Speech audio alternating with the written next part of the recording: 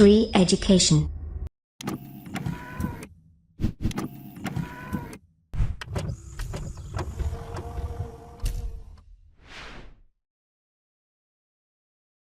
नमस्कार दोस्तों, बहुत बहुत स्वागत करता हूं मैं आप सभी का श्री एजुकेशन की तरफ से और मेरा नाम है रवि। तो दोस्तों, आज के इस वीडियो में हम जनरल साइंस में जो हम क्रैश कोर्स पढ़ रहे हैं उसका 11th ये लेक्चर है।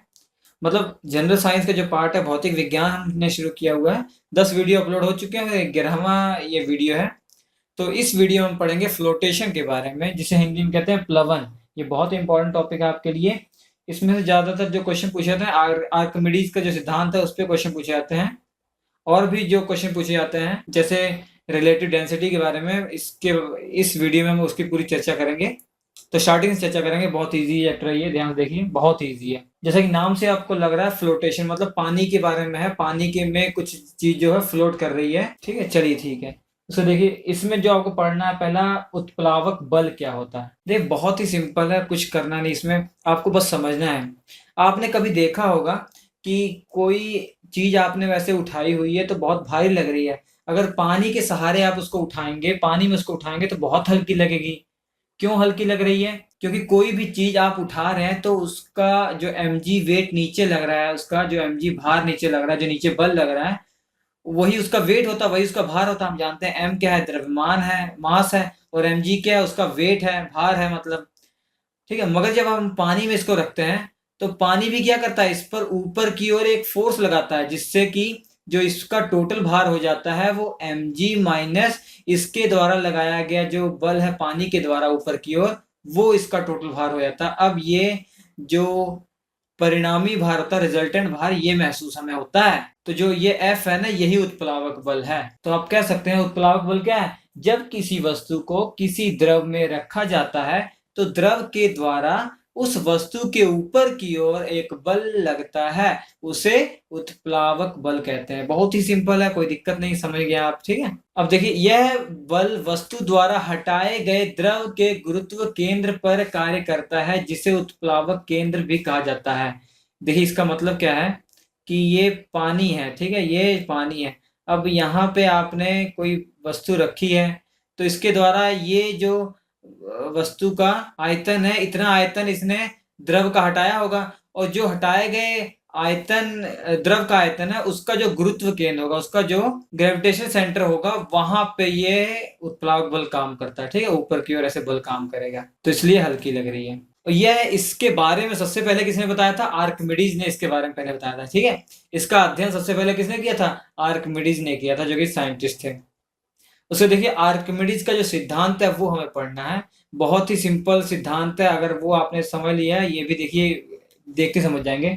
जब कोई वस्तु का पूरा भाग अथवा कुछ भाग किसी द्रव में डूबा हुआ हो तो वह वस्तु हमें कम भारी प्रतीत होती है। ऑब्वियसली बात है, आर्किमिडीज ने ये बताया। क्यों, कैसे कंक्लूजन निकाला आर्किमिडीज ने? आर्किमिडीज ने देखा कि इस वस्तु का जो द्रव्यमान है m है, और इसके कारण जो भार लग रहा है mg, मगर हम जब इसको पानी में डालते हैं तो पानी के द्वारा जो इस पे बल लगाया जाता है इसके गुरुत्व केंद्र के ऊपर की ओर, वो क्या होगा? उत्प्लावक बल होगा। तो जो इसका आभासी भार होगा, इसका जो वेट होगा, इफेक्टिव जो इसका वेट होगा, वो क्या हो जाएगा? mg माइनस एफ, हमने बता दिया। तो देखिए, कम हो गया, पहले mg था, अब कितना हो गया? mg माइनस एफ हो गया। किसके कारण? ये जो उत्प्लावक बल है जो कि द्रव के द्वारा लगाया गया है। ठीक है, तो आप समझ गए इसका आर्किमिडीज का सिद्धांत क्या है। जब भी किसी वस्तु को पानी में रखा जाता है तो भैया उसका वेट जो है हमें हल्का प्रतीत होता है। बस आर्किमिडीज का सिद्धांत ये है। अब देखिए, अगर ये वस्तु तैर रही है, इसका मतलब जो नीचे बल लगा रही है वही ऊपर बल लग रहा होगा, तभी तो ये संतुलित अवस्था में है न्यूटन के पहले नियम के अनुसार। इसका मतलब mg इजिकल टू एफ है, तो mg माइनस एफ कितना आएगा? 0। तो इफेक्टिव भार जो है, इस इफेक्टिव वेट उसका क्या आ रहा है? 0 आ रहा। जब कोई वस्तु तैरती है तो उसका आभासी भार कितना हो जाता है? प्रतीत होने वाला 0 हो जाता है। ठीक है, इसके बाद देखिए, इसी में देखिए, भार में यह कमी वस्तु द्वारा हटाए गए द्रव के भार के बराबर होती है। आर्किमिडीज के सिद्धांत के अंदर ही देखिए, ये समझिए क्या कह रहा है। अब ये पानी में रखी हुई थी वस्तु, पानी में रखी है, नीचे mg बल लग रहा है, ऊपर उत्प्लावक बल F लग रहा है। तो कमी कितनी आई? भार में कमी कितनी आई? उत्प्लावक बल के बराबर कमी आई ना, F की कमी आई है ना। और यह जो भार है, ये भार तो बल है, हम जानते हैं भार और बल का दोनों का सेम ही है ना, mg ये बल भी है और भार भी है, दोनों का सेम मात्रक है। तो F भार की कमी आई है, और यह F भार की कमी जो है वस्तु के द्वारा हटाए गए जल के भार के बराबर होगी।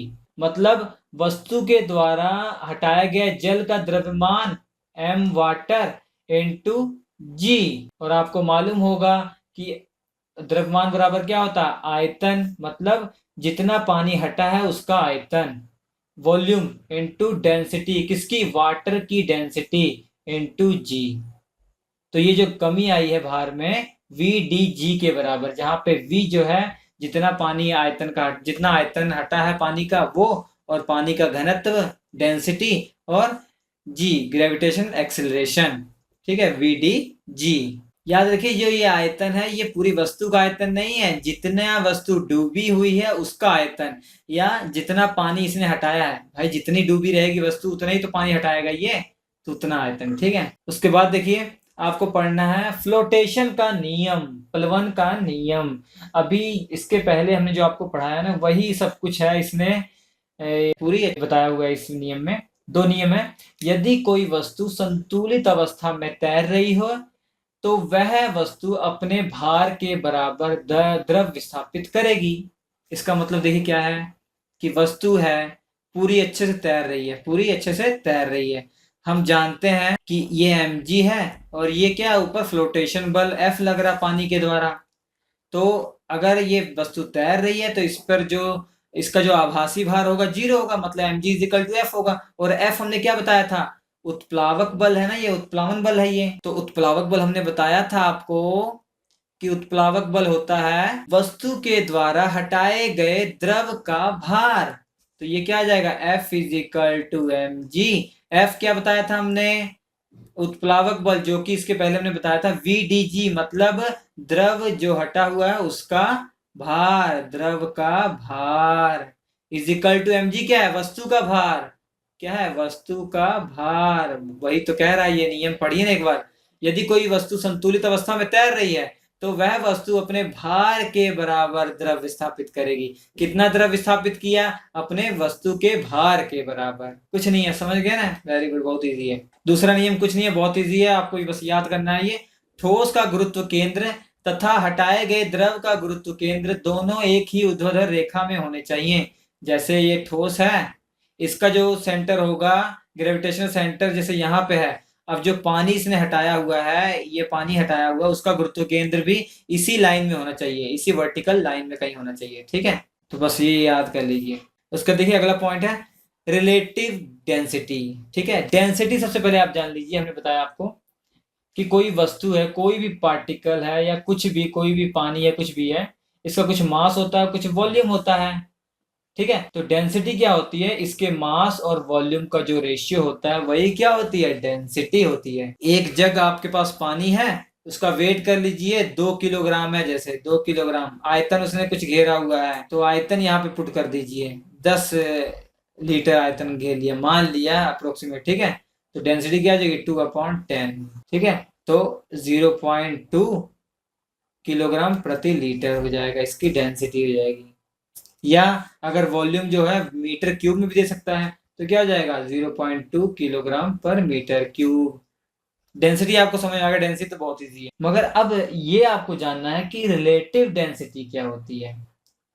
देखिए किसी भी वस्तु का रिलेटिव डेंसिटी आपको निकालना है तो एक स्टैंडर्ड डेंसिटी है पानी की, जो कि 4 डिग्री सेल्सियस पर पानी की डेंसिटी मेजर कर ली जाती है, और किसी की रिलेटिव डेंसिटी निकालनी है उसकी तुलना कर दी जाती है उससे। मतलब इस वस्तु का, ये वस्तु है कोई, इसका रिलेटिव डेंसिटी, तो आर वी मतलब relative density, D R V मतलब डेंसिटी, रिलेटिव डेंसिटी इस वस्तु की इज इक्वल टू होगी इस वस्तु की डेंसिटी, इसकी खुद की वास्तविक डेंसिटी अपॉन पानी की डेंसिटी, मगर 4 डिग्री सेल्सियस पर। ठीक है, आपको समझना है, ये क्वेश्चन में आपके हुबहू पूछे जाएगा ऐसे ही कि आपेक्षिक घनत्व किसका रेशियो होता है, या आपेक्षिक घनत्व का मात्रक क्या होता है। आपेक्षिक घनत्व का मात्रक कुछ नहीं होता है, क्यों, क्योंकि दोनों सेम ही भौतिक राशियों का अनुपात है, तो इसका कोई भी मात्रक नहीं होगा, कट जाएगा।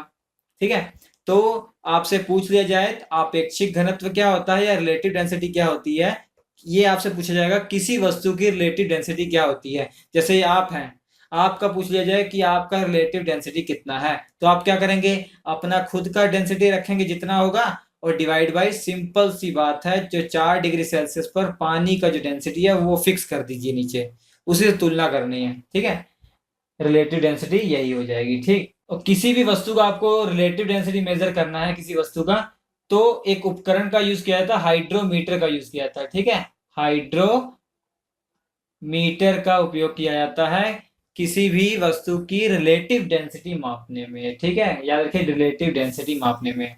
देखिए क्वेश्चन आपसे एग्जाम में पूछा जाता है कि सामान्य जल में और समुद्री जल में दोनों में तुलना कीजिए कि किसमें तैरना आसान होता है। तो याद रखिए समुद्री जल में तैरना आसान होता है। क्यों? क्योंकि समुद्री जल का जो रिलेटिव डेंसिटी होता है वो ज्यादा होता है। मैं आपको बता देता हूं कि रिलेटिव डेंसिटी ज्यादा होने का क्या फायदा है।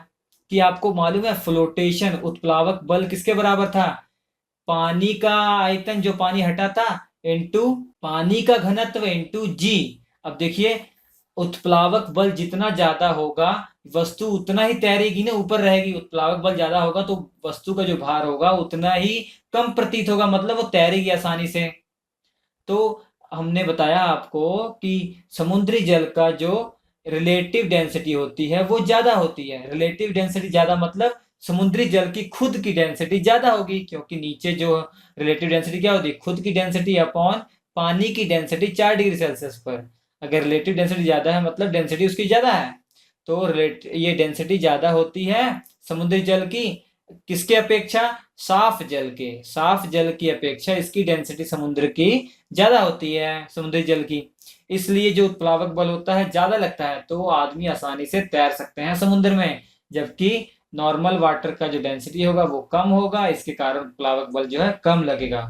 तो आपको अच्छे समझ में आ गया होगा। और ये क्वेश्चन आपसे पूछा, स्टैंडर्ड क्वेश्चन है सर, कि ये फिक्स क्वेश्चन ऐसे पूछे जाते हैं कि समुद्र जल में अगर हमने बर्फ को ऐसे रखा तो बर्फ का कितना भाग ऊपर रहता है। तो याद रखिए 1/10 भाग जो है बर्फ का, ये पानी से ऊपर रहेगा।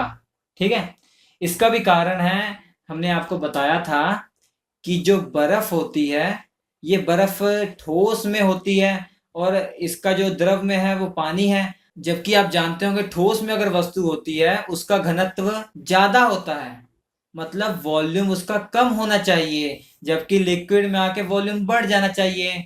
मगर बर्फ के साथ ऐसे उल्टा है, इसका वॉल्यूम जो है बढ़ जाता है। जब बर्फ बनती है कोई चीज, मतलब जब पानी बर्फ में कन्वर्ट होती है उसका वॉल्यूम बढ़ जाता है। ठीक है, आपने देखा होगा फ्रिज में रखते हैं ये पानी, तो आप निकाल के देखते हैं ऐसा हो जाता है। ठीक है, उसका वॉल्यूम जो है बढ़ जाता है। इसका कारण होता है कि जैसे H2O पानी है, तो H2O के अणु मिल जाते हैं, हाइड्रोजन बॉन्ड बन जाता है, हाइड्रोजन बंध जो है बन जाता है।